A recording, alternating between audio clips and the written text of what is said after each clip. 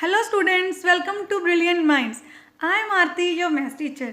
आज हम स्टार्ट करने जा रहे हैं चैप्टर नंबर 25 की एक्सरसाइज 25B। लास्ट वीडियो में हमने 25A जो प्रोबेबिलिटी की स्टार्टिंग एक्सरसाइज है, फर्स्ट एक्सरसाइज बेसिक कंसेप्ट के साथ कंप्लीट कर ली हुई है और इसका लिंक आपको डिस्क्रिप्शन में जाके क्लास 7 की प्लेलिस्ट से मिल जाएगा। बस आपको क्या करना है, डिस्क्रिप्शन में जाके क्लास 7 ICIC की प्लेलिस्ट को ओपन करना है। आपको सारी वीडियोस मिल जाएंगी जो चैनल पे अपलोडेड है आपकी इस सलीना कंसाइज बुक में से। चलिए अब हम स्टार्ट करते हैं अपनी exercise 25B and I hope आपको 25A भी बहुत अच्छे से क्लियर हो गई होगी। चलिए इसको स्टार्ट करने से पहले अगर आपने अभी तक चैनल को सब्सक्राइब नहीं किया तो चैनल को सब्सक्राइब भी कर लीजिए और बेल आइकन को प्रेस कर दीजिए, जिससे आपके पास न्यू वीडियोज़ की भी नोटिफिकेशन टाइमली आती रहेगी। चलिए अब फर्स्ट क्वेश्चन है हमारा, suppose S is the event that it will show tomorrow and probability of S, मतलब जो इवेंट S है, हमारी जो इवेंट हैपन होनी उसका नाम उन्होंने क्या दे दिया, हमें सिंबल S दे दिया। उसकी प्रोबेबिलिटी क्या है, उस इवेंट के अक्कर होने के क्या चांसेस हैं, 0.03। नाउ स्टेट इन वर्ड्स, हमें वर्ड में लिखना है the complementary event S dash. अब देखिए अगर किसी की प्रोबेबिलिटी कॉम्प्लीमेंट्री मीन्स उसी चीज़ का, जैसे यहाँ पे हम देखें कि अगर प्रोबेबिलिटी ऑफ एस ये है तो probability of not happening S dash किसको रिप्रेजेंट कर रहा है, उसी इवेंट के ना होने को। ठीक है, जैसे आपको यहाँ पे भी क्वेश्चन है कॉम्प्लीमेंट्री इवेंट क्या होता है, जैसे टू इवेंट्स आर कॉम्प्लीमेंट्री तब होगी if exactly one of them occur. जैसे अगर कोई भी टू इवेंट्स हैं for an event E its complementary E dash. E dash means कि वो जो इवेंट है वो अक्कर नहीं होगी, जैसे probability of occurrence then event, probability of non occurrence of the event E. तो ई डैश रिप्रेजेंट कर रहा है कि वो इवेंट अक्कर नहीं करेगी। And very very important concept जो हमें प्रोबेबिलिटी में हमेशा काम पे आएगा कि probability of happening an event and probability of not happening that event, दोनों को अगर ऐड कर दें तो आ जाता है आंसर 1। इट मीन्स अगर आपके पास probability of happening and event दी हुई है, आपको नॉट हैपनिंग निकालना है तो आप 1 में से उसकी प्रोबेबिलिटी को माइनस कर देंगे। चलिए इस कंसेप्ट को समझते हैं क्वेश्चन के साथ। अब देखिए जैसे probability S, S means happening and event हमें कितना दिया है, 0.03। क्वेश्चन में फर्स्ट पार्ट में पूछा इन वर्ड्स में बताओ एस डैश को आप कैसे रिप्रेजेंट करोगे, मीन्स कॉम्प्लीमेंट्री इवेंट को। तो हम लिखेंगे the event will not happen tomorrow, क्योंकि इसका मतलब था कि इवेंट होगी कल और एस डैश मतलब वो नहीं होगी, तो हमने लिख दिया the event will not happen tomorrow. अब देखिए हमें फाइंड करना है एस डैश, तो प्रोबेबिलिटी एस डैश कैसे आएगी, मैंने आपको अभी समझाया। 1 में से हम माइनस कर देंगे probability of happening that event, तो 1 माइनस 0.03 हमारा आंसर आ गया 0.97। देखिए कैसे माइनस करना है, आप सबको आता है बट मैं एक बार फिर भी रफ में आपके लिए कर रही हूँ। यहाँ पे 0.03 क्योंकि आप 1 में से 0.03 माइनस करें, ऊपर हमने पॉइंट लगा के जीरोस लगा ली। अब 10 में से 3 गए 7, ये 9 रह गया, कैरी ली थी 9 एज इट इज़ और 0 यहाँ पे, तो आपका आंसर आ गया 0.97। Question number 2, 5 students A, B, C, D and E are competing in a long distance race. Each student probability of winning the race is given below। हमें सब स्टूडेंट्स की प्रोबेबिलिटी दी हुई है उनके रेस विन करने की। अब फर्स्ट पार्ट में हमें बताना है who is most likely to win the race. तो यहाँ पे देखिए किसका चांस है, सबसे ज़्यादा प्रोबेबिलिटी देखते हैं किसकी है, 36%। तो सबसे ज़्यादा चांस किसके हैं जीतने के, ई के। Who is least likely to win the race, सबसे कम किसका है, सी का। देन हमें थर्ड पार्ट में फाइंड करना है find the sum of probabilities given. जितने हमें प्रोबेबिलिटीज़ दी हैं हमें सबकी प्रोबेबिलिटी फाइंड करनी है और इनका सम निकालना है। और ये हमें जो दिया हुआ है वो ऑलरेडी प्रोबेबिलिटी है। देखिए each students probability of winning the race is given, तो हमें प्रोबेबिलिटी दी है बट परसेंटेज में दी हुई है, तो हमने इन सबको क्या कर देना है, प्लस। अब देखिए हमें थर्ड पार्ट में क्या करना है, द सम ऑफ प्रोबेबिलिटीज़। तो A, B, C, D, E सबकी प्रोबेबिलिटीज़ को ऐड कर दिया, हमारे पास आ गया 100%। चलिए अब देखिए हम करते हैं अपना फोर्थ पार्ट। इसमें हमसे पूछा है find the probability that either A और D will win the race. Then अब देखिए फोर्थ पार्ट के लिए हमें A और D दोनों की देखनी है, A की कितनी है 20% और D की कितनी है 15%, क्योंकि और आ गया, ये बहुत इंपॉर्टेंट होता है, आपने ध्यान देना है। A और D मीन्स दोनों को लेना है आपने। तो सबसे पहले हमने लिखा फेवरेबल आउटकम्स आइदर A और D will win the race. तो दोनों की जो प्रोबेबिलिटी थी उसको ऐड कर लिया। अब प्रोबेबिलिटी क्या आ जाएगी आपके पास 35/100, क्योंकि टोटल कितनी थी 100। तो हम इसकी कटिंग कर लेते हैं, जैसे 5 के डे में जा सकता है, 5 20 जा 5 7 जा, तो आपका आंसर आ गया 7/20। अगर आपको पॉइंट्स में देना तब भी आप दे सकते हैं 0.35। आप ऐसे भी आंसर दे सकते हैं, और अगर परसेंटेज में कन्वर्ट करना है तो हम परसेंटेज में कन्वर्ट करके, वो तो हमारे पास टोटल है ये 35%। फिफ्थ पार्ट में आपको क्या बताना है, let S be the event that B will win the race. अब एस किसको ले लिया, बी की प्रोबेबिलिटी को। देन इसका कॉम्प्लीमेंट्री इवेंट क्या होगा, बाकी सारी, मतलब जिसमें एस नहीं जीतेगा। तो एस किस में नहीं जीतेगा, अगर बाकी कोई भी जीत जाए तो हमें उस चीज़ की प्रोबेबिलिटी भी निकालनी है। अब फिफ्थ पार्ट में हमारी फेवरेबल आउटकम क्या है कि B will win the race. तो बी का परसेंटेज कितनी थी 22%, हमने वो लिख दिया।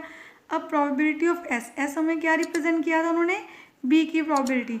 तो आंसर आएगा 22/100। कटिंग हो सकती है, ये हो गई आपके पास 11/50। ये किसकी प्रोबेबिलिटी आ गई, इवेंट एस की।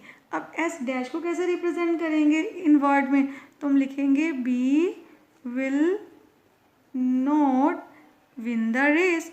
अगर एस मीन्स उसके जीतने के चांस हैं, तो S dash means not winning the race. तो हमने इन वर्ड्स ये भी लिख दिया। अब प्रोबेबिलिटी निकालनी है, तो आपको मैंने अभी समझाया था, किसी भी इवेंट का अगर कॉम्प्लीमेंट्री इवेंट निकालना है तो 1 में से उस इवेंट को माइनस कर दीजिए। तो अगर आप 1 में से प्रोबेबिलिटी ऑफ एस माइनस कर दोगे तो आपके पास एस डैश आ जाएगा 1 माइनस 11/50। और अगर हम चाहें तो इसको ऐसे कर सकते हैं फ्रैक्शन में, और डेसिमल में करना तो पहले ही कर सकते थे। तो ये क्या आ जाएगा, नीचे 50 एलसीएम, 50 नीचे कुछ नहीं है 1 ले लिया, ऊपर आ गया 50 माइनस 11 39/50 आ गया हमारा answer. I hope question number 2 भी आपको अच्छे से समझ आ गया। चलिए स्टार्ट करते हैं question number 3। Question number 3, a ticket is randomly selected from a basket containing 3 green, 4 yellow and 5 blue tickets. Determine the probability of getting green ticket, green or yellow and orange ticket. सबसे पहले हम number of tickets लिख लेते हैं। अब green tickets कितनी है 3, yellow tickets हैं हमारे पास 4 और ब्लू टिकट्स हैं 5। तो पहले टोटल टिकट्स कितनी है, हमारे पास हैं 3 + 4 + 5, टोटल आ गई 12 टिकट्स। आपको सबसे पहले प्रोबेबिलिटी क्या निकालनी है, प्रोबेबिलिटी ऑफ गेटिंग, मैंने आपको उस दिन में समझाया था आपको ऐसा लिखना है, गेटिंग अ ग्रीन टिकट। सबसे पहले उन्होंने हमसे पूछा ग्रीन टिकट के बारे में। तो ग्रीन टिकट आने का क्या चांस है, कितने टिकट्स हैं, फेवरेबल आउटकम्स कितनी है 3 टिकट्स ग्रीन कलर की हैं आउट ऑफ 12।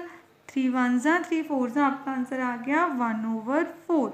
देन पार्ट 2 में आपको बताना है येलो एंड ग्रीन। तो सबसे पहले इनका नंबर निकाल लेते हैं, number of yellow and green tickets, जिसका आपको निकालना है उसकी फेवरेबल आउटकम्स पहले लिखनी है। तो ग्रीन 3 है, येलो 4 है, टोटल हो गई 7। अब हम लिखते हैं प्रोबेबिलिटी ऑफ गेटिंग कौन सी टिकट, अ ग्रीन और येलो, ग्रीन और येलो में से कोई भी टिकट आ जाए तो उसके क्या चांस हैं 7/12। अब देखिए थर्ड पार्ट में आपको क्या करना था, थर्ड पार्ट में हमें फाइंड करना है कि उस बैग में कौन सी टिकट हो जो हमारे पास है ऑरेंज टिकट। तो ऑरेंज टिकट तो आपके पास है ही नहीं, क्योंकि हमारे पास कलर है green, yellow and blue. It means यहाँ पे क्या आ जाएगा, सबसे पहले आप ऐसे भी लिख सकते हो कि number of orange tickets is equal to 0। तो probability of getting orange ticket, जो चीज़ हमारे पास है ही नहीं, उसकी प्रोबेबिलिटी भी क्या हो जाएगी 0। ऑरेंज टिकट आने की प्रोबेबिलिटी भी क्या हो जाएगी 0/12, that is 0। Question number 4, 10 cards with number 1 to 10 written on them placed in a bag. A card is chosen from a bag. Determining the probability। देखिए फर्स्ट पार्ट में आपको क्या करना है, probability of getting a number, आपके पास क्या आना चाहिए, गेटिंग अ नंबर 7, तो आपके पास 7 आना चाहिए। तो हमने क्या पढ़ा अभी भी कि कार्ड में 1 से लेकर 10 तक नंबर लिखे हुए हैं, तो 7 एक ही बार लिखा होगा तो 1/10 आउट ऑफ 10। अब सेकंड पार्ट में आपसे क्या पूछा गया, 9 और, अब यहाँ पे लिख दिया प्रोबेबिलिटी किसकी आनी है, प्रोबेबिलिटी ऑफ गेटिंग 9 और 10, इन दोनों में से कोई भी नंबर, तो 2 नंबर हो गए, 2/10 कटिंग करके आ गया 1/5। अब यहाँ पे हमने लिख लिया नंबर ग्रेटर देन 4, 4 से कौन कौन से नंबर पढ़े हैं, 5 6 7 8 9 10, 1 2 3 4 5 6, टोटल नंबर कितने हैं 6, तो probability of getting a number that is greater than 4 पर टोटल कितने नंबर है 6 आउट ऑफ 10, कटिंग करके आ गया आपके पास आंसर 3/5। नंबर लेस देन 6, अब 6 से कम कौन कौन से नंबर है, 1 2 3 4 5, टोटल कितने नंबर्स हैं, काउंटिंग में कितने नंबर्स हो गए 5, हमारा आंसर आ गया 5/10, कटिंग करके आ गया 1/2।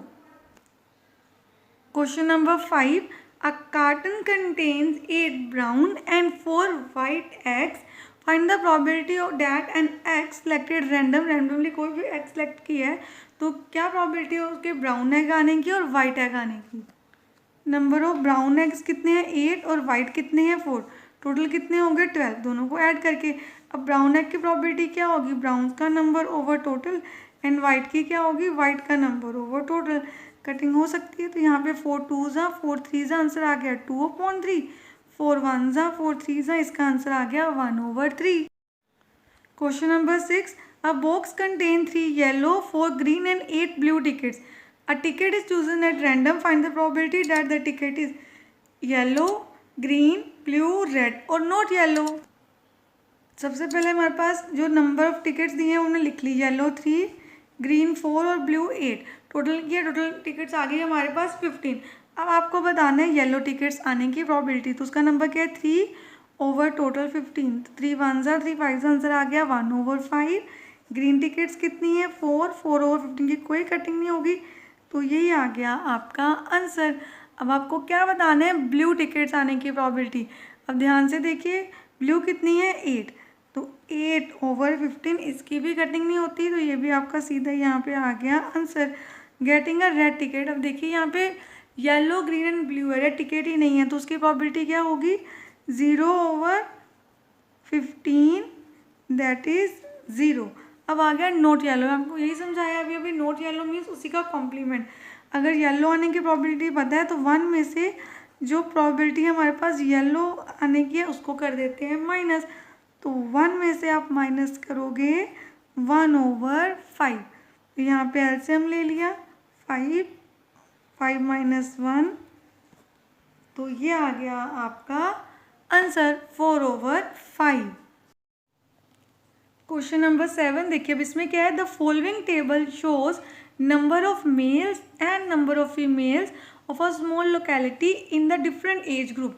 उन्होंने एक सर्वे किया, यहाँ पे एज ग्रुप बता दिया 10 to 20, 21 से 50 एंड अबव 50 ईयर्स वाले पर्सनस का सर्वे किया, कितने मेल्स हैं 10 से 20 तक 8, फिर 21 से 50 12, अबव 56 है, ऐसे फीमेल्स का डाटा भी दिया हुआ है 6 10 and 4। If one of the persons from this locality is picked at random, what is the probability that।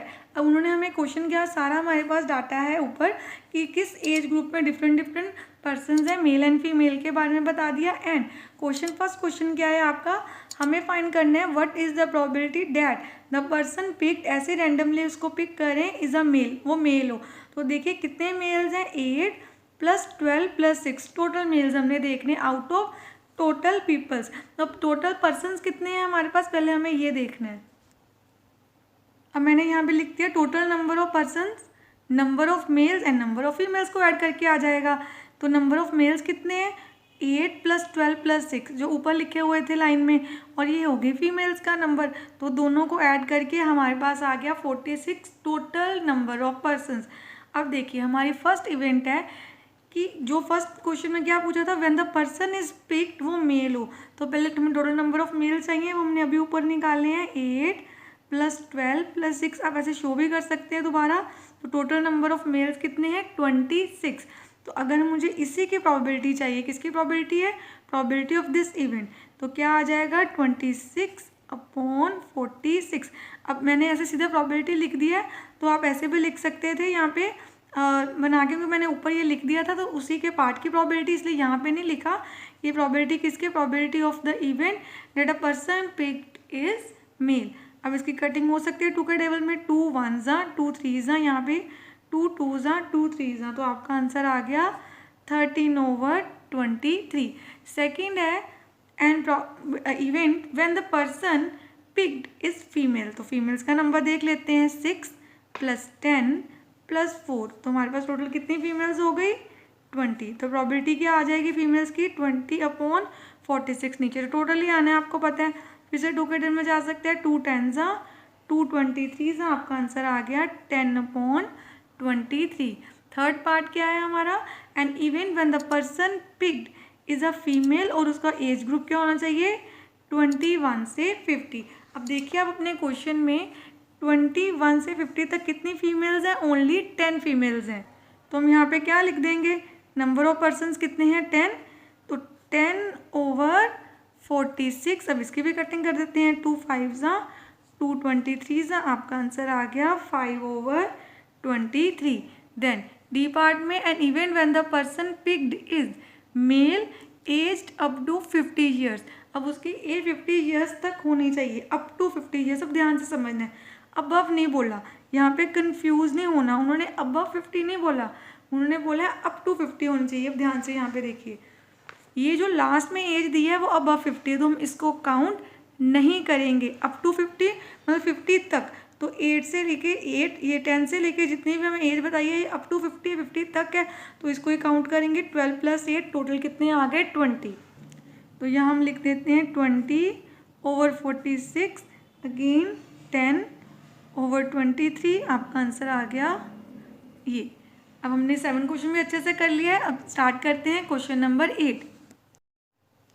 Question number 8, a coin is tossed 400 times and we get head 270 times. If the same coin is tossed one more time, find the probability that this time the coin comes out be head or a tail.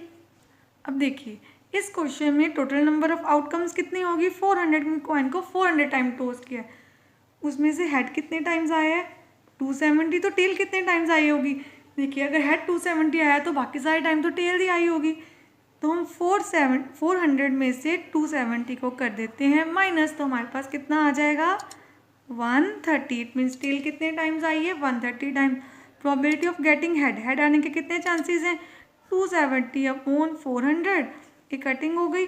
अब आगे cutting नहीं होती तो आपका answer आ गया 27/40। ऐसे he tell आने के कितने चांस होंगे, 130/400।